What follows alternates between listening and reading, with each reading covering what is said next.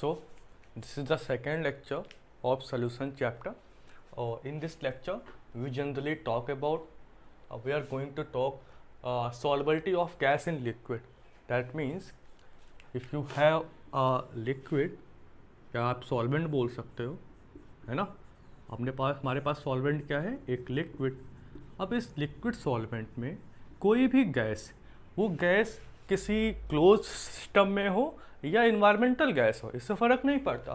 अब वो गैस कितनी सॉल्युबल है इस लिक्विड में, ये अपने को चेक करना है, ठीक है।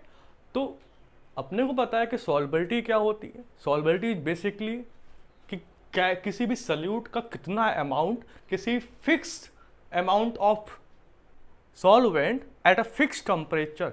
दैट मीन्स मैं क्या कह रहा हूँ कि अगर यहाँ पर फिक्स्ड टेम्परेचर भी हो एंड लिक्विड का जो आपका पास वॉल्यूम हो, है ना, या अमाउंट ही बात करूँ, लिक्विड भी फिक्स अमाउंट में हो,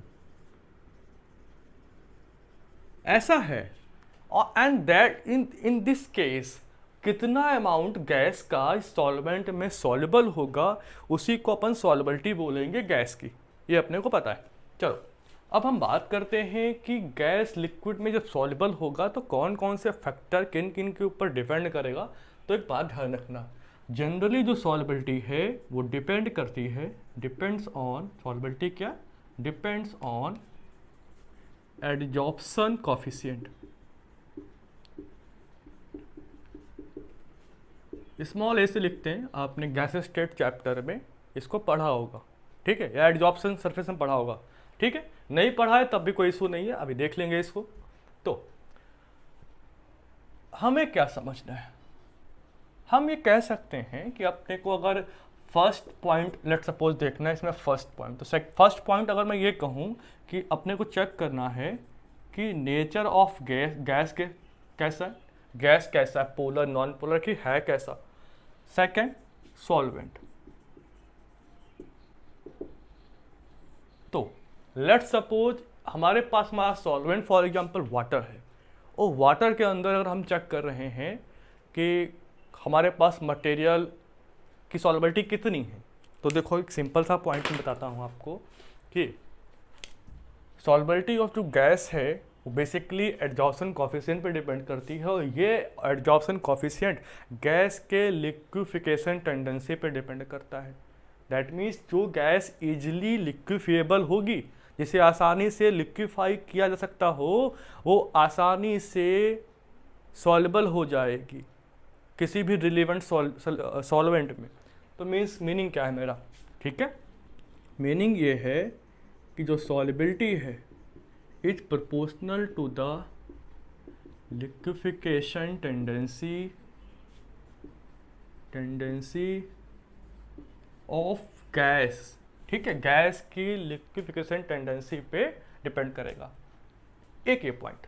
दूसरा, अगर मैं साफ साफ कहूँ कि अब अगर आपको सॉल्युबिलिटी जाननी है तो यू हैव टू नो कि what is the liquefaction tendency of gas, या कैसे कैलकुलेट करते हैं, ठीक है। इसका मेजर सबसे इम्पॉर्टेंट जो की पॉइंट है किसी भी लिक्विफिकेशन को समझने का, वो इस बात पर डिपेंड करता है कि लिक्विफिकेशन क्या होता है।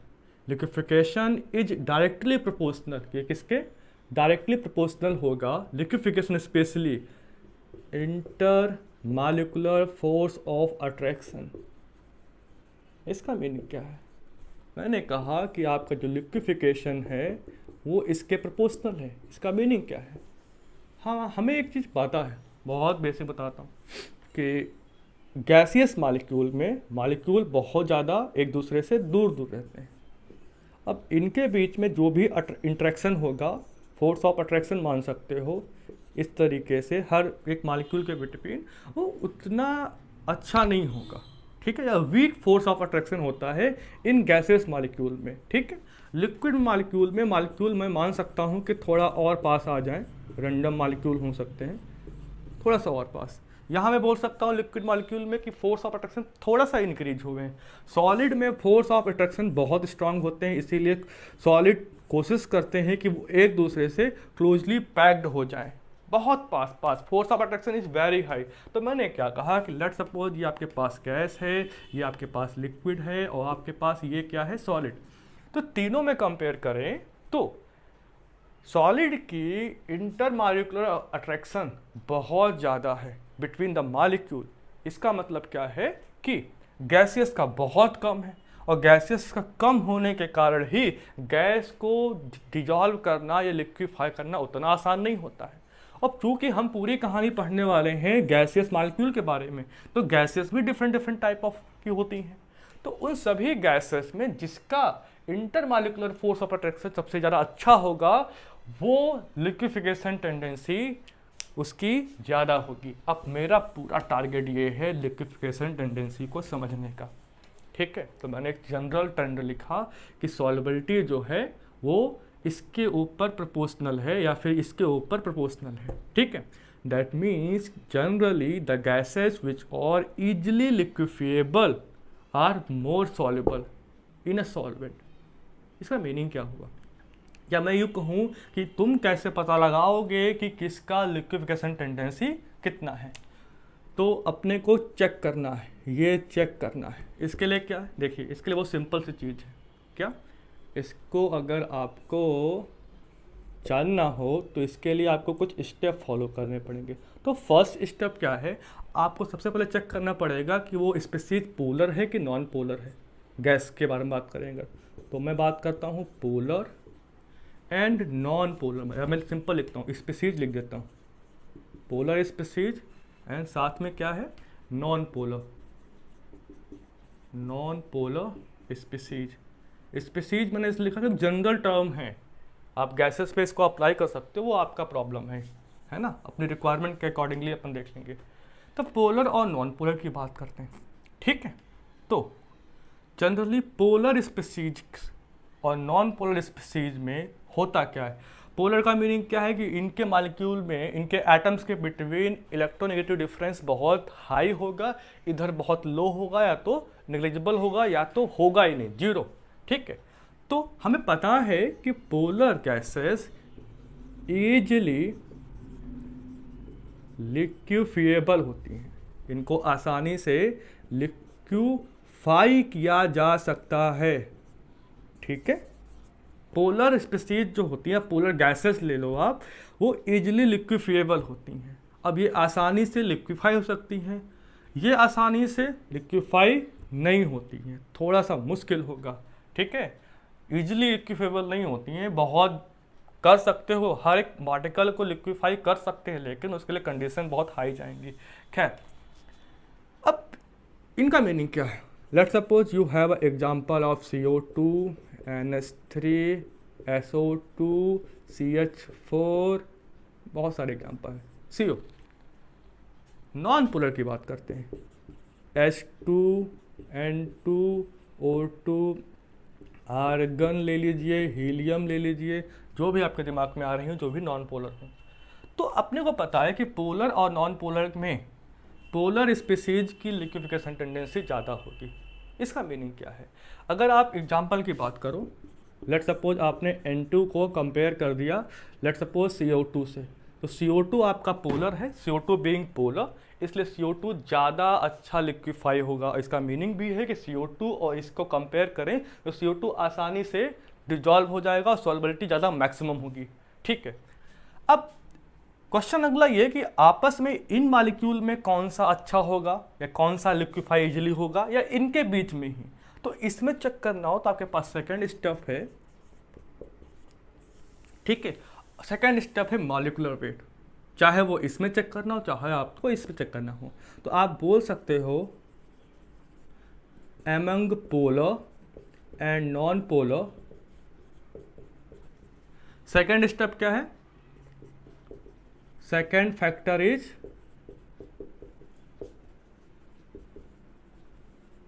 मॉलिक्यूलर वेट, ठीक है। सेकेंड फैक्टर आपका मॉलिक्यूलर वेट है। अब मेरा बहुत सिंपल सा क्वेश्चन है, ठीक है। मॉलिक्यूलर वेट का मीनिंग क्या है? दैट मीन्स ये लिक्विफिकेशन जो है वो प्रोपोर्शनल होगा मॉलिक्यूलर वेट के। जिसका मॉलिक्यूलर वेट ज़्यादा है वो उसको आसानी से अपन लिक्विफाई कर सकते हैं। इसका मीनिंग क्या? सिंपल सा एग्जांपल, चलो एग्जांपल देखते हैं। लेट सपोज N2 और O2 में कंपेयर करते हैं। N2 का मॉलिक्यूलर वेट कितना है? 28, इसका है 32, ज़्यादा है। O2 आसानी से लिक्विफाई कर सकते हैं इसको, ठीक है। या N2 को कंपेयर करते हैं H2 से। H2 का होता है 2, 28, तो N2 का इधर ज़्यादा हो जाएगा। इस तरीके से कंपेयर कर सकते हैं। या आप इनमें भी जा सकते हो, ठीक है, कि CO2 को CO से कंपेयर कर दो तो मॉलिक्यूलर वेट के बेसिस पे।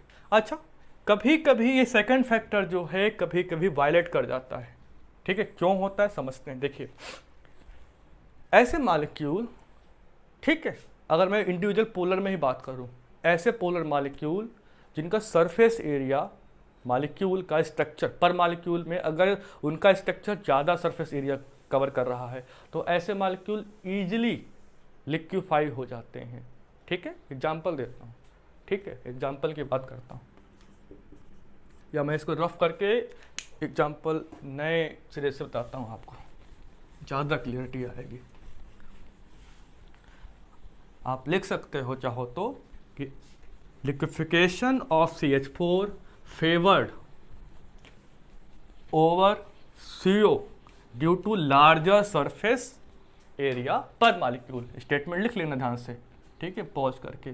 तो मैंने जो स्टेटमेंट दिया उसको जस्टिफाई करते हैं। मैंने बस ये कहा कि CO एक पोलर मॉलिक्यूल है, नो डाउट, ठीक है। एग्जाम्पल किस में है? पोलर मॉलिक्यूल को चेक कर रहे हैं हम। तो CH4 का टेट्राहेड्रल इस तरीके से स्ट्रक्चर होगा। इसके लोब इस तरीके से इंटरेक्ट किए होंगे, है ना, इस तरीके से। तो इसका सरफेस एरिया ऑब्वियस से ज़्यादा है, ठीक है, एक CO के कंपेरिजन में, है ना। CO अगर इसके संग बॉन्डिंग करे, और CO के अलग अलग स्ट्रक्चर बताए गए हैं, 3 बॉन्ड भी ले सकते हैं, या कंप्लीटली देखा जाए कि चलो लेट सपोज ऐसा है, ये लीनियर है, या ये आपका टेट्राहेड्रल है। सरफेस एरिया ज़्यादा है, हाई सरफेस एरिया, लो सरफेस एरिया, तो इसलिए यहाँ पर ज़्यादा है। अगर आप इसका मॉलिक्यूलर वेट देखोगे, मॉलिक्यूलर वेट, तो 16 एंड 12 एंड 16 कितना आ जाएगा? 28, ठीक है। यहाँ देखो, कार्बन का 12, 4 हाइड्रोजन कितना हुआ? 18, ठीक है, सॉरी 16। तो आपको देख के लगेगा कि CH4 का मॉलिक्यूलर वेट कम है, तो इसका मतलब है ये अच्छे से लिक्विफाई नहीं होगा कंपेरिजन टू दिस, पर सरफेस एरिया डोमिनेंट हो रहा है, ठीक है। एक और स्टेटमेंट आप लिख सकते हो सेकेंड स्टेप के अंदर जो वायलेट कर रहे हैं, सिंपल लिख सकते हो, जो ऐसे मॉलिक्यूल जो हाइड्रोजन बॉन्डिंग कर रहे हो, क्योंकि हाइड्रोजन बॉन्डिंग एक एक्स्ट्रा स्टेबिलिटी को एक्वायर करा देता है मॉलिक्यूल्स में। तो जो मॉलिक्यूल हाइड्रोजन बॉन्डिंग शो करेंगे उनको कंपैरेटिवली देखा गया है कि वो इजीली लिक्विफेबल होते हैं, ठीक है, जिनके मॉलिक्यूलर मास आसपास हों। तो बहुत सिंपल सी बात ये है, मैंने कहा कि liquefaction of NH3 is favoured over HCl due to hydrogen bonding. लिख लेना इस बात को, ठीक। मैंने बस क्या कहा कि जो NH3 है, HCl की बात करूँ, NH3 HCl में मॉलिक्यूलर वेट HCl का ज़्यादा है, 36.5 आएगा। इसका कितना आएगा? N का 14, 317, है ना। टेक्निकली HCl ज़्यादा लिक्विफिकेशन रखता, टेक्निकली आपको थ्योरेटिकली समझ में आएगा, पर NH3 ज़्यादा है। रीज़न क्या है? NH3 में क्या है? Hydrogen bonding. तो मैंने फिर से कहा, ध्यान से लिख लेना कि liquefaction of NH3 favoured over HCl due to presence of hydrogen bonding, ठीक है। इतनी सी बात है। तो इन सभी केसेस में एक जनरल ऑर्डर जो है, ठीक है, एक ऐसा ऑर्डर जिससे क्वेश्चन हो जाता है, ठीक है। रिजल्ट क्या निकला, रिजल्ट वो हम बात करते हैं। देखिए, SO2 NH3 HCl, यहाँ पर कौन सा फैक्टर था? हाइड्रोजन बॉन्डिंग, यहाँ डोमिनेट कर गया, इसलिए फैक्टर चेंज हो गया। HCl के बाद लेट सपोज आपके पास CO2 है, फिर आपके पास CH4 है, आपके पास CO है, फिर लेट सपोज O2 है, N2 है, H2 है, ठीक है। यहाँ पर कौन सा फैक्टर इन्वॉल्व हुआ है? Surface area. ये आपको याद रखना है, आपका इससे काम चल जाएगा, ठीक है। तो ये तो सेकंड फैक्ट चीज़ है कि हम हमारा सॉल्वेंट कैसा है, ठीक है। ये सारे केसेस बेकार हो जाएंगे अगर आपका सॉल्वेंट चेंज हो जाए। तो आपको ये भी देखना है, पोलर लाइक डिजॉल्व लाइक का कंसेप्ट आपको फॉलो ही करना है। लाइक डिजॉल्व लाइक, है ना। पोलर पोलर में डिजॉल्व होगा, नॉन पोलर नॉन पोलर में डिजॉल्व होगा, सिंपल सी इतनी सी बात है। तो अब मेरा अगला पॉइंट क्या है कि अगर अपने को कुछ और देखना हो, ठीक है, या कभी कभी इसके रिलेटेड क्वेश्चंस भी आए हैं बहुत सारे, तो उन क्वेश्चंस को अपन देख लेते हैं। मेरे पास कहीं बुक में कहीं कुछ क्वेश्चंस थे इस रिलेटेड, कहाँ गई बुक, दिखाते हैं। चलो, क्वेश्चन ये है, ये सारे क्वेश्चन किसी एग्जाम में पूछे ही गए हैं कि आपको निकालना है least soluble gas in H2। हमेशा वो इसको मेंशन जरूर करेगा, सॉल्वेंट को मेंशन करेगा, वरना तो पूरी कहानी बेकार हो जाएगी। तो क्वेश्चन समझते हैं पहले। ऑप्शंस क्या हैं? हीलियम, सेकंड ऑप्शन क्या है? O2। सी ऑप्शन क्या है? Let suppose NH3। D option क्या है? कुछ और ले लो, CO2 ले लो। तो देखो, लीस्ट सॉल्युबल, सबसे कम सॉल्युबल कौन होगा? H2O में। अब देखो H2O क्या है? H2O एक पोलर स्पीसीज है, इसका मतलब H2O में पोलर स्पीसीज ही सॉल्युबल होंगी। ये क्या है? ये दोनों ही नॉन पोलर हैं, ठीक है, दोनों नॉन पोलर हैं। इसका मतलब है कि ये इसमें सबसे कम सॉल्युबल होंगी, बिकॉज ये क्या है? ये पोलर है। तो ये दोनों ऑप्शन तो कट हो गए, बिकॉज पोलर पोलर में अच्छे से डिजॉल्व होगा। अपने को निकालना है लीस्ट सॉल्युबल। तो अब हीलियम और O2 पे डिसाइड कर लेते हैं। फर्स्ट स्टेप तो पोलर नॉन पोलर का हो गया। सेकंड स्टेप क्या था? Molecular weight. इसका O2 का मॉलिक्यूलर वेट 32 है, इसका कितना है? 4 है। इसका मतलब ये ज़्यादा सॉल्युबल होगा, ये कम होगा, इसका मतलब ऑप्शन ये सही है, ठीक है। तो इस तरीके से क्वेश्चन आ सकते हैं, आप वो कर सकते हो, कोई इशू नहीं है, ठीक है। और अदर फैक्टर्स क्या हैं, मैं बुक में एक बार देख लेता हूँ, फिर मैं उसको डिस्कस कर लेते हैं। चलो, मिल गए, ठीक है। अदर फैक्टर्स क्या हैं उनकी बात करते हैं। तो अब एक बात पॉइंट समझनी है, आपको एक बात समझनी होगी। Other factor is temperature. Second factor, temperature कैसे इफेक्ट करता है। टेम्परेचर का इफेक्ट समझने के लिए सबसे पहले हमें समझना होगा कि गैस का सिस्टम आखिर है कैसा। पॉइंट तो यही ना कि गैस का सिस्टम क्या है। तो एक बात ध्यान रखो कि बहुत सिंपल सी बात है, जब किसी गैस को, है ना, गैस को लेट सपोज अपन एक सॉल्वेंट में डिजॉल्व कर रहे हैं, है ना, या मैं किसको ऐसे कैसे कह सकता हूँ कि अपन गैस को एक सॉल्वेंट में डिजॉल्व कर रहे हैं, तो आपका सल्यूशन बनता है, इसमें कोई डाउट नहीं। गैस के साथ अगर हम ये जब करते हैं किसी भी गैस को, क्योंकि एक पता है अपने को, गैस को सॉल्युबल होने का मीनिंग क्या है कि गैस लिक्विफाई हुआ है। लिक्विफिकेशन हमेशा गैस का कूलिंग पर डिपेंड करता है। एक बात, ठंडा करने पर ही, आप LPG ठंडी होती है गैसेस, जब लिक्विफाई करोगे गैस से जब आएगा किस में, अगर कोई भी चीज़ मॉलिक्यूल यहाँ दूर दूर से हैं और इनको अपने को लिक्विफाई करना, मॉलिक्यूल पास पास लाना पड़ेगा। पास पास लाने का मतलब है इनको अपनी एनर्जी रिलीज करनी पड़ेगी। तो गैसेस कभी भी लिक्विफाई होते हैं या सॉल्युबल होते हैं तो अपनी एनर्जी कम करते हैं, एनर्जी अंदर से बाहर निकाल देते हैं। इसका मीनिंग क्या हुआ? जब गैस लिक्विफाई होगा मतलब गैस से वो लिक्विड स्टेट में कन्वर्ट होगा, तो वहाँ पर ये एक एनर्जी रिलीज करेगा, या हम कह सकते हैं हीट एनर्जी रिलीज करेगा। ठीक है, बाहर निकाल देगा खुद के अंदर से। और जब और कोई हीट निकलती है, इसका मतलब अगर इसकी एंथैल्पी निकाले, एंथैल्पी ऑफ सोल्यूशन निकाले, वो क्या आएगी? नेगेटिव। इसका मीनिंग ये हुआ कि ये एक्जोथर्मिक है। तो पहला पॉइंट समझ में क्या आया कि जो गैस का डिसोल्यूशन है, मैं सिंपल कहना चाह रहा हूं कि जो डिसोल्यूशन ऑफ गैस है ना, इज एन एक्जोथर्मिक प्रोसेस। बहुत सिंपल सी बात है, ठीक है। दूसरी बात डिसोल्यूशन यहाँ पर हुआ है। दूसरी बात क्या है, जब लिक्विड और सॉल्वेंट एक दूसरे के कांटेक्ट में आएंगे, है ना, लिक्विड क्या है हमारा? सॉल्वेंट ही, सॉल्वेंट हमारा ने क्या लिया है? लिक्विड। तो सिस्टम बनेगा गैस एंड लिक्विड का, ठीक है। और हमेशा यहाँ पर एक इक्विलिब्रियम होगा, ठीक है। तो इक्विलिब्रियम एक दूसरे में सैचुरेट हो जाएगा, ये हम कह सकते हैं। एक पॉइंट और इसमें, एट इक्विलिब्रियम पर इट बिकम्स, इट का मतलब क्या था, मैं वो भी एक्सप्लेन कर देता हूं। गैस लिक्विड सिस्टम, ठीक है।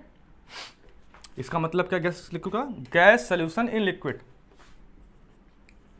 गैस सॉल्यूशन इन लिक्विड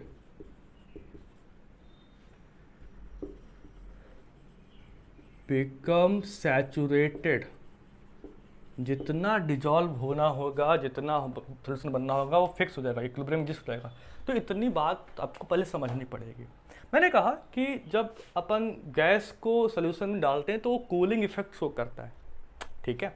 इसका मतलब क्या है कि जो आपका लिक्विफिकेशन है, ध्यान से, ऑफ गैस, वो कूलिंग पे डिपेंड करने वाला है। और कूलिंग कब होती है? जब टेम्परेचर डिक्रीज करते हैं। टेक्निकली बता दिया मैंने, जब टेम्परेचर क्या करें, कूलिंग कब होगी? टेम्परेचर जब डिक्रीज करे, मतलब इनवर्सली प्रोपोर्शनल है, पूरी कहानी ये है। या इसको आप ऐसे देख लो, ठीक है। अगर मैं कहूँ एट कांस्टेंट प्रेशर,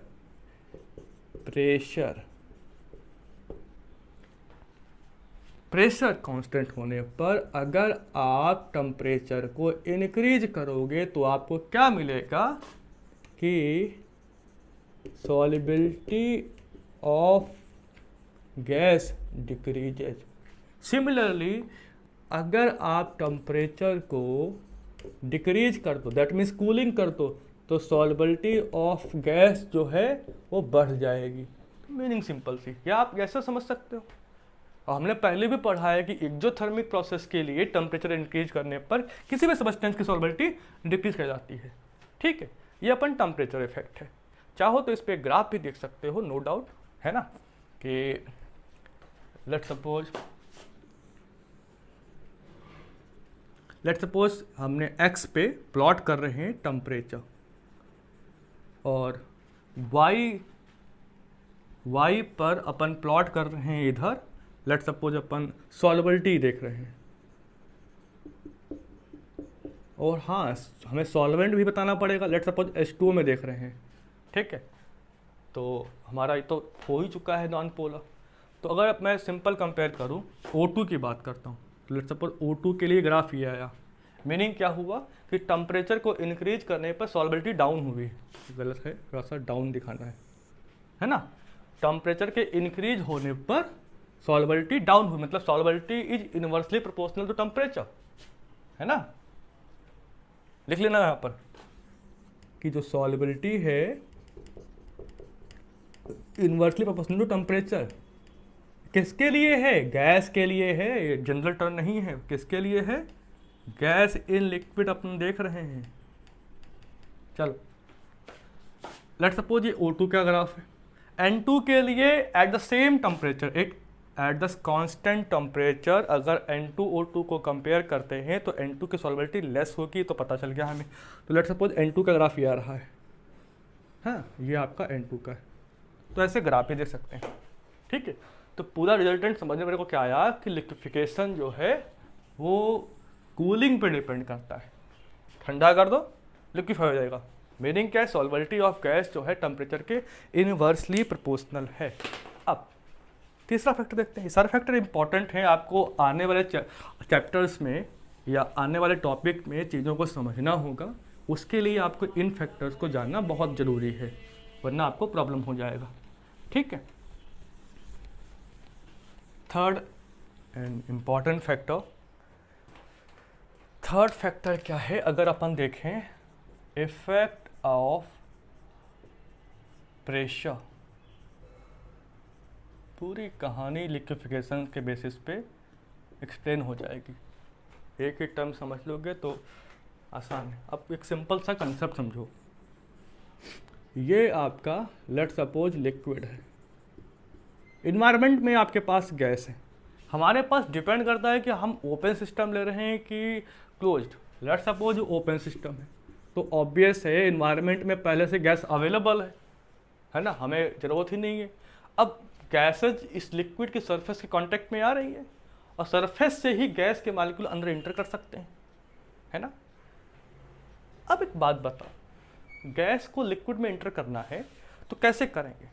अगर लेट सपोज कि इन्वायरमेंटल प्रेशर तुमने 1 atm ले रखा है दिमाग में कि जनरली इसके आसपास होता है, उसी को स्टैंडर्ड मान लिया। अगर उस प्रेशर को मैंने बढ़ा दूं, लेट सपोज गैस के एक्सटर्नल प्रेशर को बढ़ा दूं, तो ज़्यादा प्रेशर बढ़ाने का मतलब है कि इसमें इंट्रेंस गैस की बढ़ने लगेगी, ज़्यादा गैस की प्रोबेबिलिटी है कि वो इसमें इंटर कर जाए। ठीक है। इसका मतलब क्या है कि लिक्विफिकेशन जो है वो प्रोपोर्शनल है एक्सटर्नल प्रेशर के। इतनी सी बात समझ में ध्यान रखना, जो बाहर से प्रेशर लगाते हैं किसमें, स्पेशली ये वर्ड जो मैं लिख रहा हूं किसमें लिख रहा हूं, इन ओपन सिस्टम। ठीक है। अगर मैं इसको क्लोज कर देता हूं तो पिस्टन लग जाएगा, वो तो अलग केस है। अब एक बात सुनो, अपने को रिजल्ट क्या मिला, एट कांस्टेंट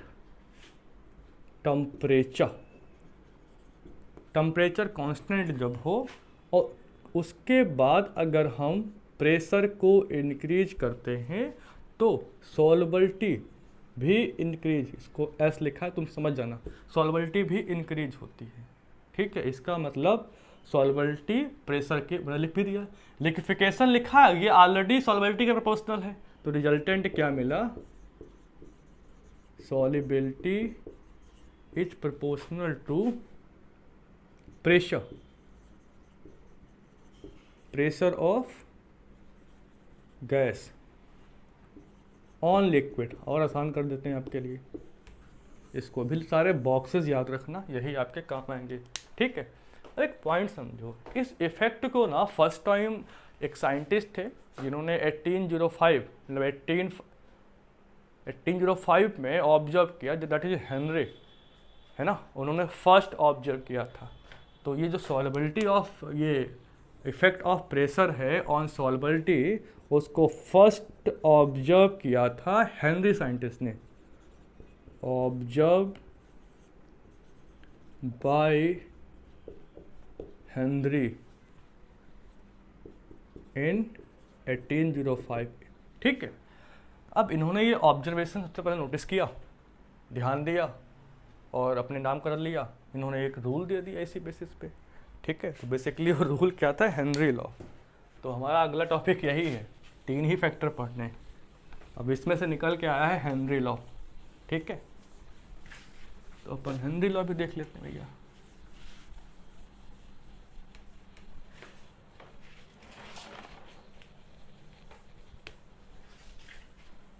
चलो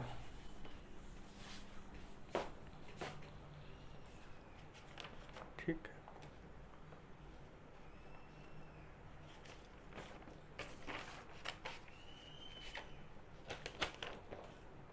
इससे क्वेश्चंस आए हैं काफ़ी सारे। चलो हेनरी लॉ पढ़ने से अभी तक हमने गैसेस का देखा है। चलो एक सेकेंड,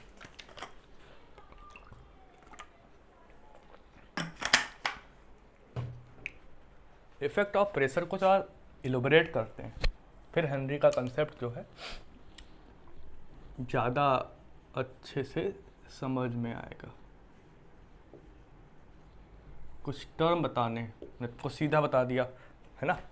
चलो, हमने आपसे कहा ठीक है, यहाँ पर आपके पास नीचे लेट सपोज लिक्विड है, ठीक है। हाँ, मैं यहाँ बना देता हूँ, ये आपके पास लिक्विड है। लेट सपोज ऊपर एक पिस्टन लगा दिया इस बार मैंने, है ना। इसमें गैस के मॉलिक्यूल हैं,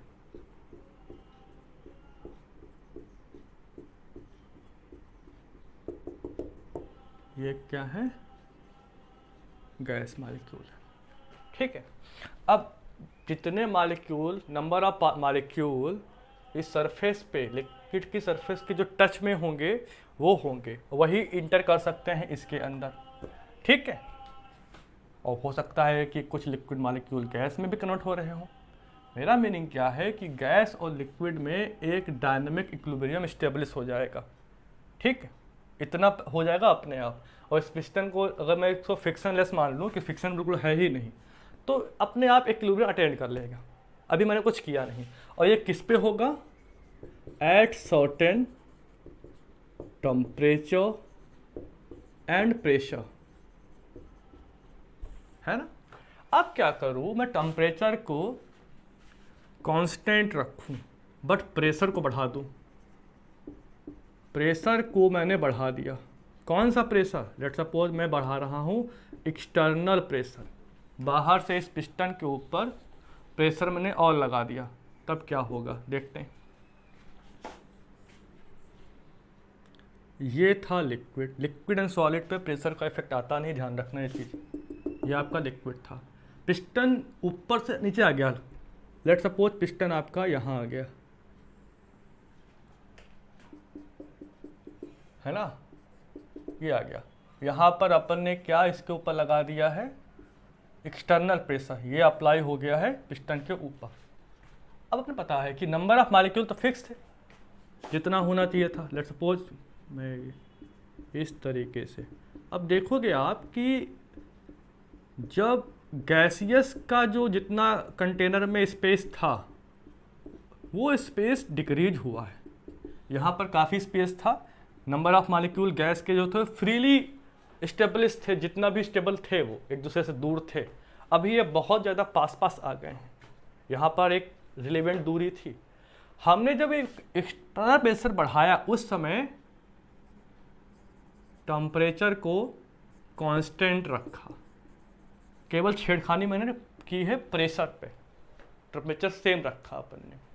अब नंबर ऑफ मॉलिक्यूल लिक्विड के कांटेक्ट में ज़्यादा आ रहे हैं, ठीक है। एक सर्टेन वॉल्यूम ले लें तो, या तुम ये कह दो कि एक सर्टेन एरिया में नंबर ऑफ मॉलिक्यूल ज़्यादा है, तो अगर उतना ही एरिया यहाँ पर ले लें, उतना ही स्पेस यहाँ ले लें, यहाँ 4-5 दिख रहे हैं तो यहाँ पर बहुत ज़्यादा दिख रहे हैं पास पास।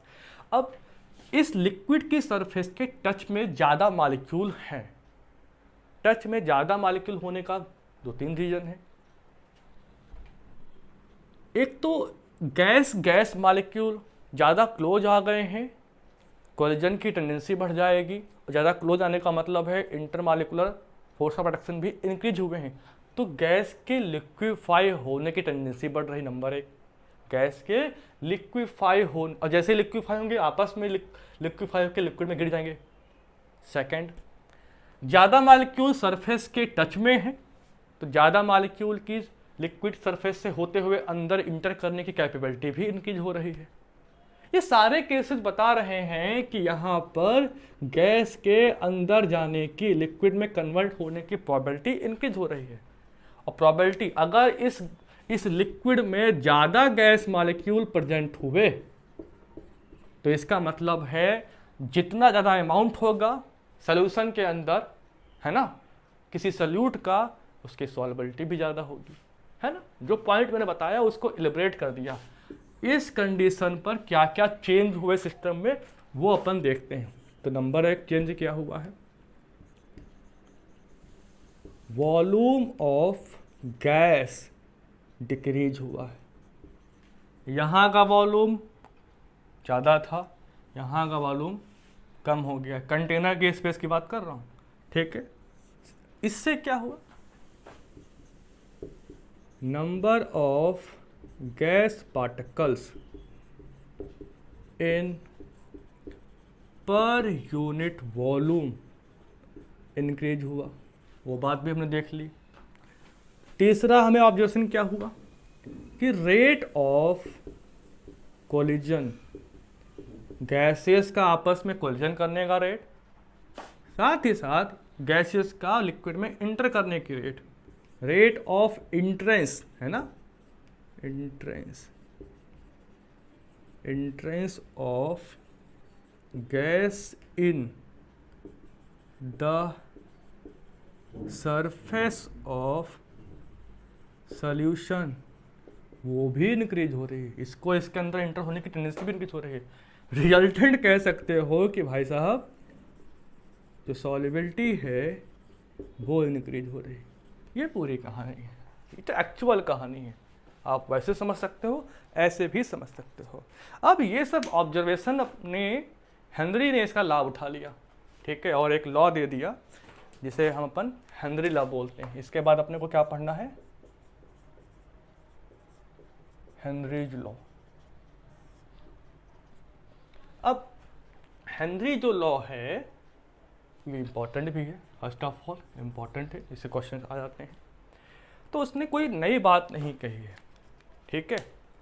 उसने कहा है किसी भी पर्टिकुलर कांस्टेंट टेम्परेचर पर, है ना, किसी भी पर्टिकुलर कांस्टेंट टेम्परेचर पर कोई भी गैस मॉलिक्यूल है, उस गैस मॉलिक्यूल का लिक्विड के अंदर, या मैं सिंपल कहूँ इस मॉलिक्यूल के अंदर गैस के मॉलिक्यूल की सॉल्युबिलिटी क्या है, that means solubility of a gas in a liquid at a particular temperature is directly proportional to the pressure of gas in equilibrium।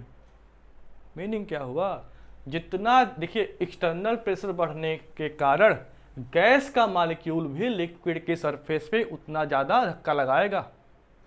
3 लोग खड़े हो, बीच वाले को अगर पिछला धक्का देना स्टार्ट करते तो उसका फोर्स आगे फॉरवर्ड हो जाएगा, प्रेशर है ना, कि फर्स्ट वाले के ऊपर सेकंड वाला भी लगा धक्का देगा जा, इस तरीके से पुश करते चले जाओ। तो मीनिंग बस सिंपल सी है, एक्सटर्नल प्रेशर बढ़ेगा तो इसका भी प्रेशर गैस का इस सरफेस पे बढ़ जाएगा। तो मीनिंग बहुत सिंपल सी है, इसके बेसिस पे उसने लॉ दे दिया। चलो वो लॉ भी लिख लेते हैं, चाहो तो मैं बोल रहा हूँ लिख लो। The solubility of gas in liquid at a particular temperature is directly proportional to the pressure of gas in equilibrium with the liquid at that particular temperature। मैंने बहुत सिंपल सी बात कही है इन टर्म में कि जो सॉल्युबिलिटी है वो सॉल्युबिलिटी प्रोपोर्शनल है किसके, partial pressure of gas. Partial term अभी आगे तो बताऊंगा अच्छे से क्या होता है ये।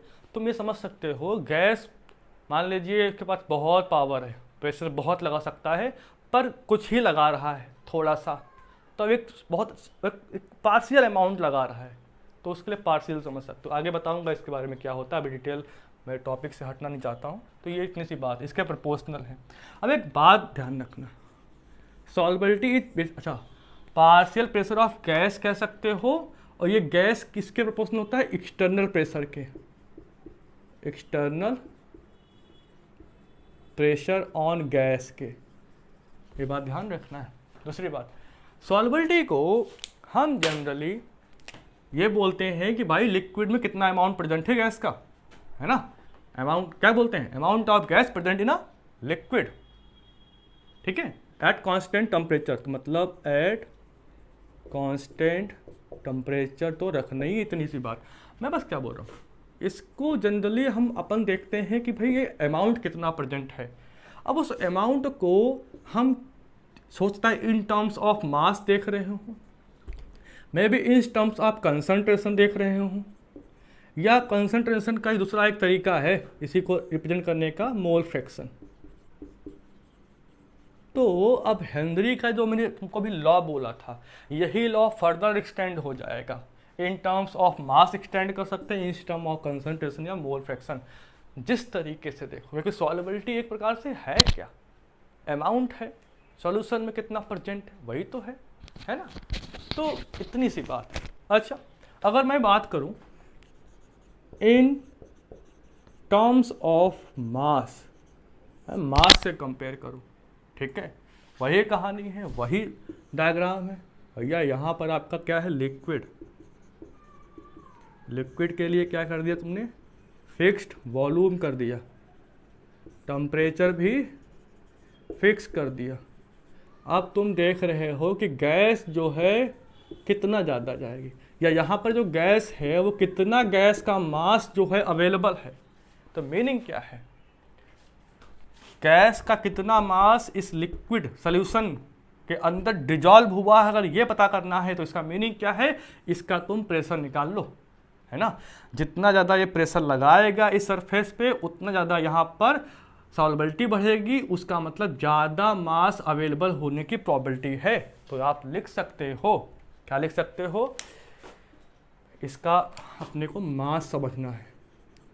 अपन लिख सकते हैं कि mass of gas dissolved in a given volume of solvent, liquid क्या solvent, mass of gas dissolved in a given volume of liquid, sir liquid है solvent, at constant temperature is directly proportional to the pressure, कितना pressure लगा रहा, direct proportional of, is directly, क्या भूल गया फिर से, the mass of gas dissolved in given volume of liquid or solvent at fixed temperature या at constant temperature is directly proportional to the pressure of gas in equilibrium with the solution।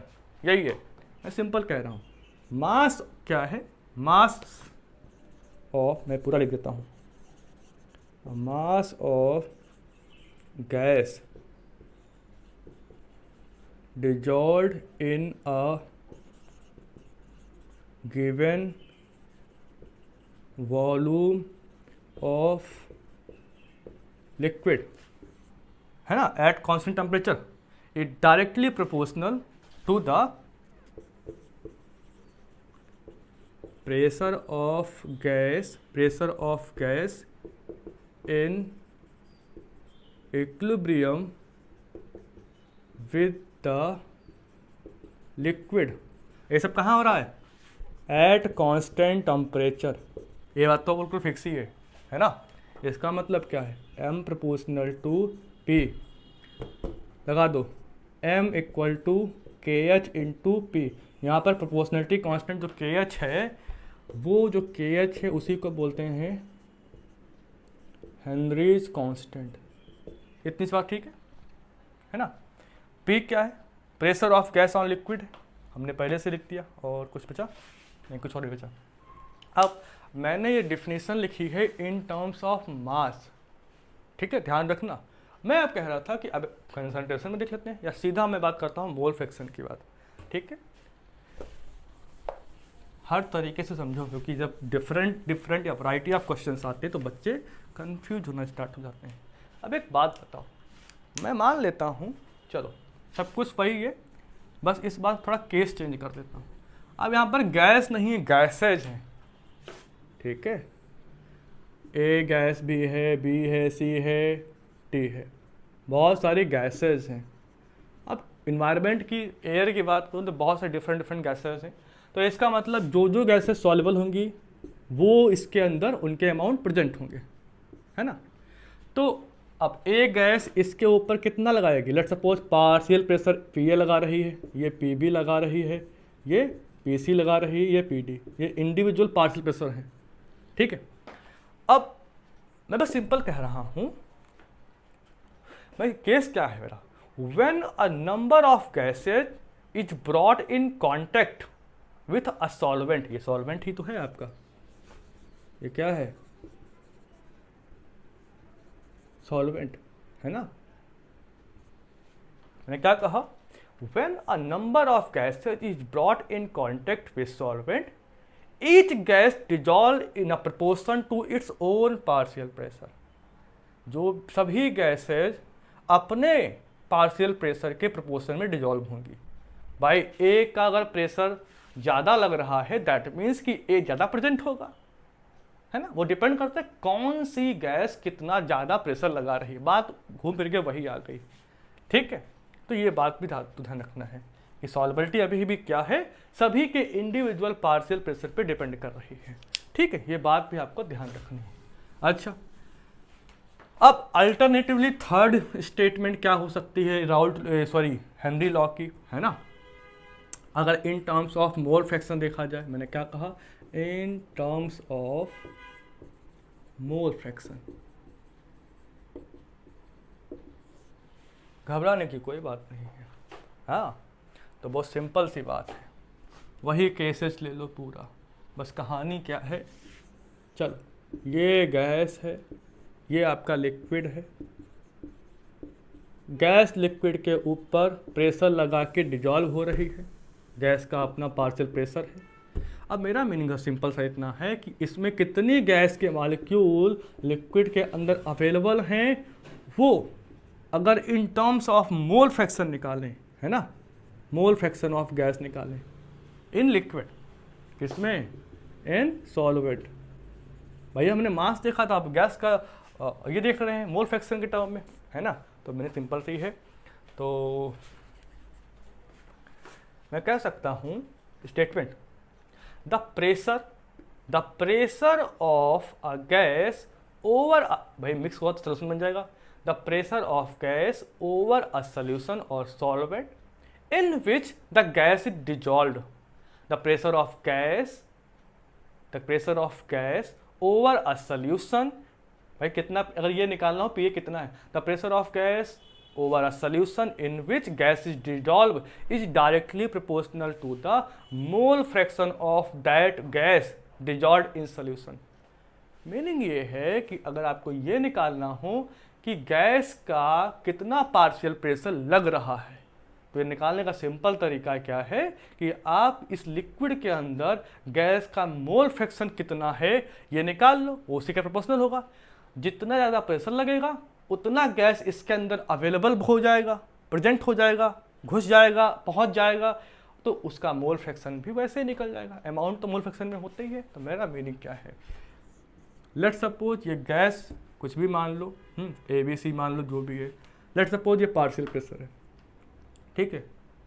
ये partial pressure of किसका है, gas का, वो किसके proportional हो जाएगी, चाई ऑफ गैस के। स्पेशली ये जो है इन सॉल्यूशन की बात हो रही है, ऐसा नहीं कि मैं गैस के इस वाले के मोल फ्रैक्शन की बात कर रहा हूँ ना, ये बात ध्यान रखनी है। तो ये of gas equal to KH into mole fraction, ठीक है, ये बात ध्यान रखना। अब जनरली एक बात समझो, स्टैंडर्ड तरीका क्या है कि देखिए, ए हम सल्यूट के लिए रिप्रेजेंट करते हैं, सॉरी उल्टा बता दिया मैंने, सॉल्वेंट के लिए आयोपैक का कंसिडरेशन है, वो भी सल्यूट के लिए। आप जिसको चाहो जिससे रिप्रेजेंट कर सकते हो, बुक्स ऐसे ही लिखनी है, ठीक है। तो इसी को अपन रिप्लेस कर सकते हैं, क्योंकि गैस हमारा इस समय सल्यूट है। देखिए ये क्या हमारा है, सल्यूट, तो अपन इसको B से लिख सकते हैं। लिक्विड हमारा क्या है, सॉल्वेंट, तो अपन इसको हम A से लिख सकते हैं। ये हमारा प्रोबेबिलिटी, ओके, इतनी सी बात। तो इसके लिए अगर मैं बना दूँ तो PB equal to KH into chi B। आपको ये ध्यान रखनी, स्टेटमेंट आपने सुन भी लिया। सिंपल करता हूँ, the pressure of gas over a solution in which the gas is dissolved is proportional to the mole fraction of that gas in solution। खत्म, ठीक है। यहाँ से मैं अगर KH निकालूं तो KH है PB अपन चाई B। अब प्रेशर हो सकता है गिवन हो इन ATM या इन बार, इनके आपस में होते रिलेशन वो तुम देख लोगे, या टॉर में हो या पास्कल में हो या mm of Hg में हो, डिपेंड करता है। मोल फ्रैक्शन यूनिटलेस है। क्या होता है मोल फ्रैक्शन? चाय क्या होता है? अगर चाय भी निकालना है तो क्या होता है? Number of moles of solute upon total moles, मतलब ऊपर भी मोल नीचे भी मोल, है ना, मोल अपॉन मोल, कट गया, क्या बचा? कुछ नहीं बचा। तो इसका मीनिंग ये है कि KH की यूनिट वही होगी जो यूनिट आपकी पार्शियल प्रेशर की होगी, है ना। तो मैं लिख सकता हूँ कैसे? That is KH has the unit of partial pressure. इतना बहुत पढ़ लिया आपने हेनरी के लॉ में। अब बहुत इंपॉर्टेंट फैक्टर क्या है कि हेनरी लॉ की लिमिटेशंस क्या है। तो हेडिंग कर सकते हो, लिमिटेशन बहुत इंपॉर्टेंट है, क्वेश्चन लिमिटेशन से भी कई बार अब पूछा गया है, ठीक है, वो भी देख लेते हैं।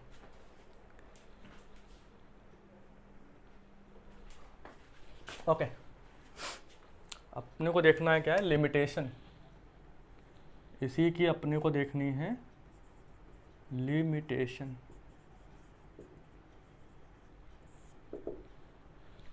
तो फर्स्ट लिमिटेशन क्या है? देखो, फर्स्ट डिस्क्रिप्शन है the pressure of gas is not very high, ठीक है, P of gas not too high, बहुत ज़्यादा हाई नहीं हो सकता। नंबर 2 क्या है? टेम्परेचर इन्वायरमेंट जो रखोगे आप इज नॉट टू, बहुत ज़्यादा लो कर दिया सॉलिड में पहुंच जाएगा, ठीक है, वो भी नहीं करना है। थर्ड, ध्यान रखना सारे ये पॉइंट। अब gas is not highly soluble, बहुत ज़्यादा सॉल्युबिलिटी भी नहीं होनी चाहिए, ये बात ध्यान रखना, ठीक है। और ना ही गैस डिजॉल्व करने के बाद आयनाइज हो, टूट जाए, पता लगे, ठीक है। लेट सपोज तुमने HCl गैस डिजॉल्व की, HCl H+Cl- टूट गया, ऐसा कुछ नहीं होना चाहिए, ठीक है। तो बहुत ज़्यादा सॉल्युबल नहीं होना चाहिए and does not ionise, ionise भी नहीं होना चाहिए, और क्या नहीं, डज, अब देखिए ऐसा भी नहीं कि तुमने गैस को डिजॉल्व किया और उसने सॉल्वेंट के साथ इंटरेक्शन होके कुछ और बना दिया, ठीक है। तो मैं और ला के लिखता हूँ, और does not let's suppose does not क्या लिख सकते हैं?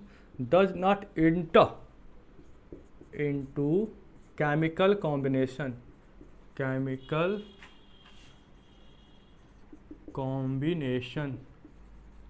With the solvent. कहानी क्या है? तो सिस्टम जो था तुम्हारा, गैस का टेम्परेचर हाई नहीं होना चाहिए, टेम्परेचर बहुत लो नहीं होना चाहिए, गैस ज़्यादा सॉल्युबल भी ना हो, इज नॉट हाईली सॉल्युबल, है ना, बहुत ज़्यादा सॉल्युबल नहीं होना चाहिए, और आयनाइज ना हो, ठीक है, और केमिकल कॉम्बिनेशन ना करे। एग्जांपल देता हूँ, तुम्हें ये पॉइंट समझ में आएंगे, खासकर लास्ट का पॉइंट, ये थर्ड पॉइंट जो लिखा मैंने। जैसे HCl एंड NH3 की बात करूँ, 2 एग्जांपल हैं। अब देखो HCl और NH3, है ना, ये both are polar. HCl NH3 को जब तुम डिजॉल्व करते हो विथ बेंजीन, तो बेंजीन बीइंग नॉन पोलर। अब अगर बेंजीन नॉन पोलर है तो इसका मतलब क्या है? इसकी सॉल्युबिलिटी इसमें अच्छी नहीं होगी, या तो बिल्कुल नहीं होगी, अगर होगी तो बहुत लीस्ट सॉल्युबल होगी, क्योंकि पोलर और नॉन पोलर इतना अच्छा इंटरेक्शन नहीं देता है, ठीक है। ये कंप्लीटली नॉन पोलर नहीं होता है, लेकिन it is a little, very little polar, ठीक है। इसमें ईयन नेग्लेक्टेबल नहीं होती, जीरो नहीं होती। तो ये जो कॉम्बिनेशन बनेगा ये बेंजीन का, ये बनेगा स्पेरिंगली सॉल्युबल,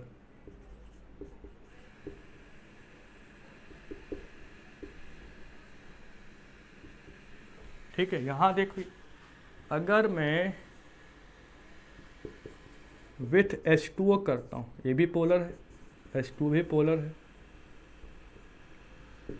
अब ये पोलर लाइक डिजॉल्व लाइक बेटा बहुत हाईली सॉल्युबल होगा, हाईली सॉल्युबल। ठीक है, तो इतना परफेक्ट लॉ इस पे बैठेगा नहीं हेनरी का, इस पे बढ़िया जाएगा। ठीक, सॉल्युबिलिटी एक अलग टर्म है, हेनरी लॉ लिमिटेड एक सर्टन रेंज के लिए, certain range of temperature pressure. तो ये हेनरी लॉ के बारे में था। अब कुछ प्रॉब्लम भी हेनरी लॉ के बेसिस पे देख लेते हैं। ठीक है, तुम्हें एक बात समझ आ जाएगी, यहाँ तक के नोट्स कंप्लीट कर लेना। ठीक है, मैंने कुछ प्रॉब्लम शॉर्टलिस्ट की थी तो अपन वो देख लेते हैं।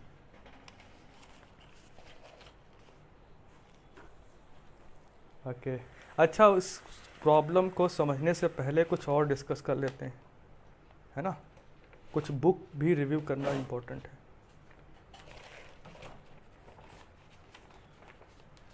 ओके, एनसीईआरटी में कुछ डेटा मेंशन है, डेटा तो मुझे लिखना ही पड़ेगा अल्टीमेटली।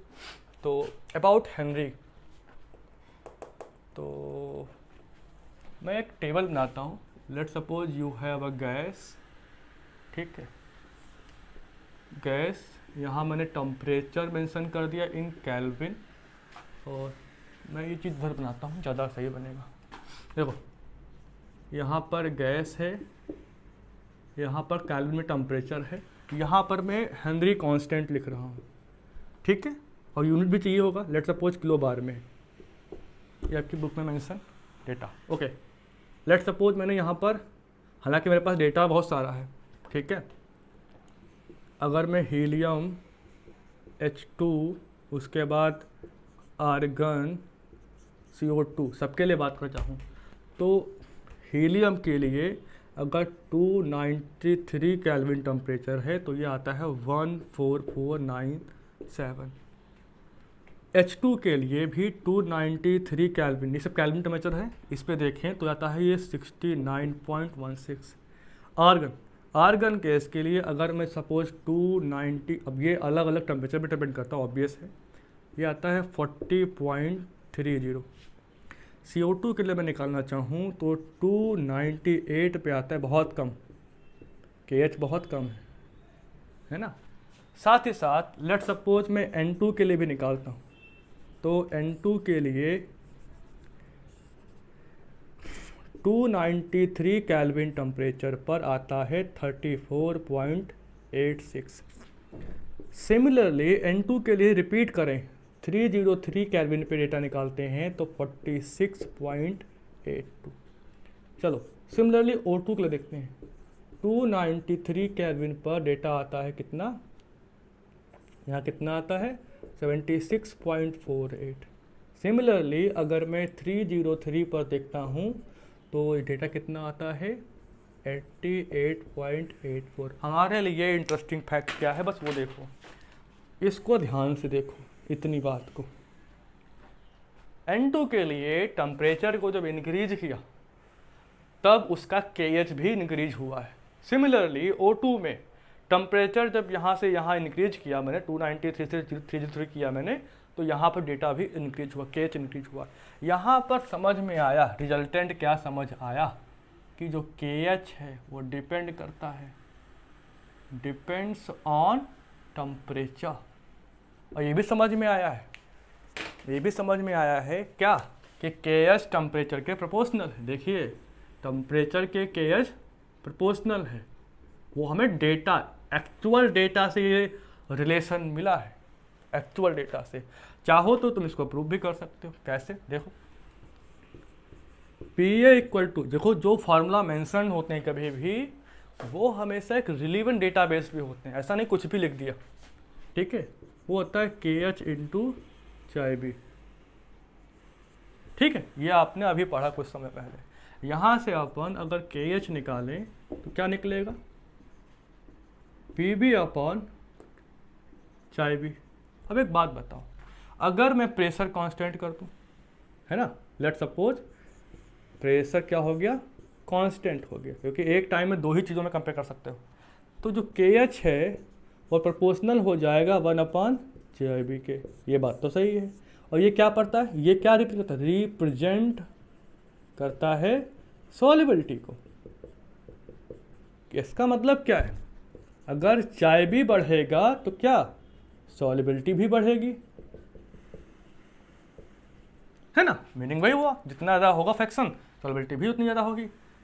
अब एक बात बताओ, के एच चाय बी के इन्वर्सली प्रोपोर्शनल है, सॉल्युबिलिटी के इन्वर्सली प्रोपोर्शनल है, ये समझ आ रहा है इस टर्म से। अब एक बात सुनो, रिजल्टेंट क्या निकला कि अगर तुम टेम्परेचर को इंक्रीज करोगे, टेम्परेचर इंक्रीज हुआ तो के एच की वैल्यू भी इंक्रीज होगी, के एच इंक्रीज होगा तो चाय भी डिक्रीज होगा, और चाय भी डिक्रीज होने पर सॉल्युबिलिटी भी डिक्रीज होगी।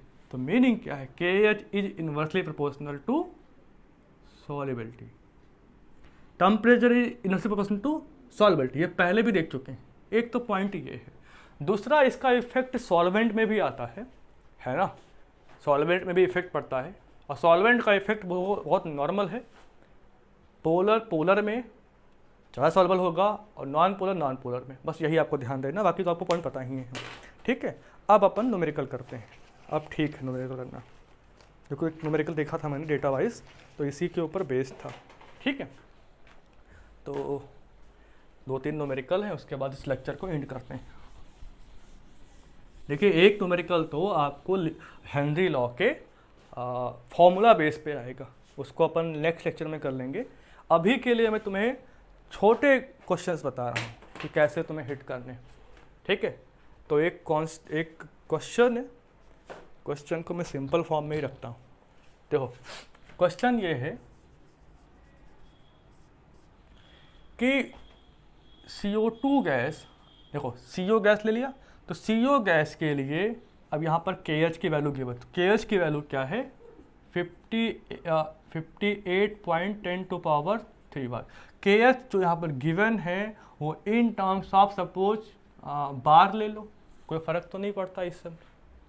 CO का डेटा गिवन है क्या, नहीं CO2 का गिवन है, खैर है ना। हाँ, क्वेश्चन पढ़ लेता हूँ मैं एक बार। हाँ ठीक है, और टेम्परेचर गिवन है लो, एट मतलब कोई टेम्परेचर गिवन होगा, तो CO के लिए KH की वैल्यू 58 ये वाला गिवन है, और O2 के लिए गिवन है 43 लेट्स सपोज बार गिवन है ना। और CO हो गया, O2 हो गया, यहाँ पर हमने CO2 भी ले लिया, CO2 के लिए क्या गिवन है 1.61 10⁻3। ऐसे ही एक और ले लेते हैं, लेट्स सपोज C2H2 ले लिया, ये है 1.34 10⁻3। क्वेश्चन ये पूछा है कि तुम सॉल्युबिलिटी ऑफ गैस का डिक्रीजिंग ऑर्डर लगाओ, decreasing order of solubility of gas, ठीक है, एट लो या एट कांस्टेंट टेम्परेचर, ये निकालना है अपने को, टेम्परेचर कांस्टेंट है। तो आपको मैंने जस्ट अभी एक बात बताई क्या कि जो सॉल्युबिलिटी होती है वो KH के इन्वर्सली प्रोपोर्शनल आई, अभी जस्ट ऑब्जर्व किया, तो इसका मतलब जिसका KH ज़्यादा होगा उसकी सॉल्युबिलिटी लेस होगी, और अपने को डिक्रीजिंग हाई टू लो देखना है।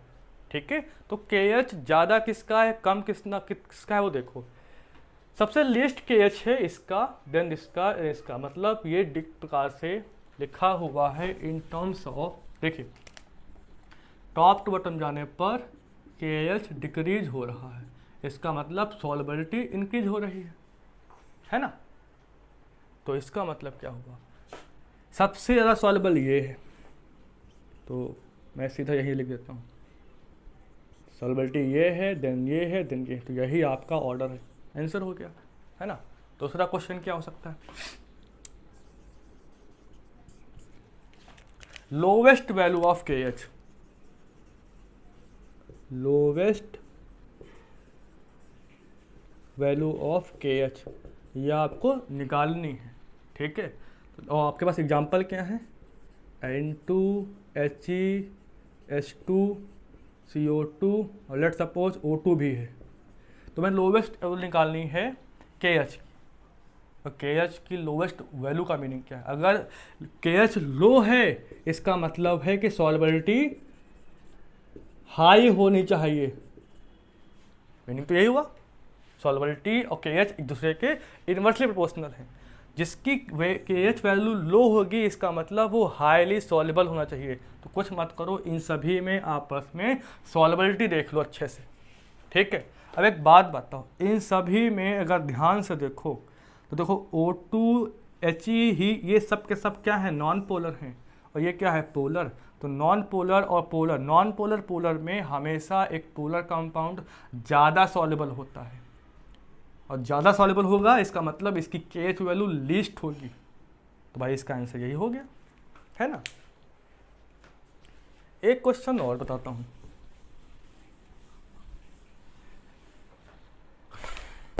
लिमिटेशन से क्वेश्चन से। कभी कभी कहता है greatly deviate from Henry law. Henry law से ज़्यादा डेविएशन कौन सा शो करता है? H2 है, N2 है, CH4 है, CO2 है, ऑर्गन है। ज़्यादा डेविएशन का मतलब क्या है? अभी लिमिटेशन नंबर 3 पढ़ा था कि गैस बहुत ज़्यादा सॉल्युबल होगी तो हेनरी लॉ का लिमिटेशन बन जाएगी, मतलब डेविएशन शो करेगी। इसका मतलब डेविएशन ज़्यादा जिसका होगा उसका किसका होगा? जो हाईली सॉल्युबल होगी वो ज़्यादा डेविएट करेगी, वो कोशिश करेगी कि हेनरी लॉ को फॉलो ना करे। CO2 कंपेयर कर लो चाहो तो आप सब में, CO2 का सॉल्युबिलिटी ऑर्डर सबसे ज़्यादा है इन सभी में। मैंने ऑर्डर पहले पढ़ा दिया आपको अच्छे से, तो आंसर CO2 होगा, ठीक है। आप चाहो तो हेनरी लॉ पे न्यूमेरिकल कर सकते हो, चाहे आप नीट या फिर JEE या फिर आप 12th के लिए पढ़ रहे हो, ठीक है। तो आज के इस लेक्चर में इतने ही रखते हैं, बाकी अपन नेक्स्ट लेक्चर में देखते हैं।